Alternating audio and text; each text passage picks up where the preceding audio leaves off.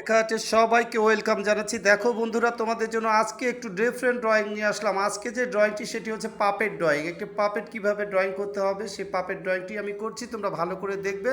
আর এইভাবে ধরে ধরে স্টেপ বাই স্টেপ তোমরাও করতে পারবে। পাপেট বলতে এখানে সে একটি লাঠির উপরে ভর করে দাঁড়িয়ে আছে, সে সেইভাবেই হেঁটে যাবে, সেটাকেই বলে পাপেট। পাপেট শোগুলো ওনাকে তোমরা দেখে থাকতে পারো ছোটোবেলায়, অনেক টিভিতে অনেক সময় পাপেট শোগুলো দেখায়, খুব সুন্দর লাগে, আমরাও দেখি সেগুলো।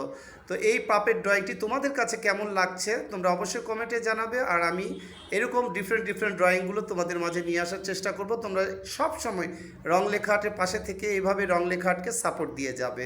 তো এই যে পাপেটের যে কাজগুলো সেগুলো কিন্তু আমি স্টেপ বাই স্টেপ একটা একটা করে ধরে ধরে করি, তোমরা কিন্তু জানো, তোমরাও কিন্তু এইভাবেই চেষ্টা করবে। তো আমার পাপেট ড্রয়িংটি আবারও বলছি কেমন হলো তোমরা অবশ্যই জানিও। আজকে এখানে শেষ করছি, তোমরা ভালো থেকো, রং লেখাটের পাশেই থেকো।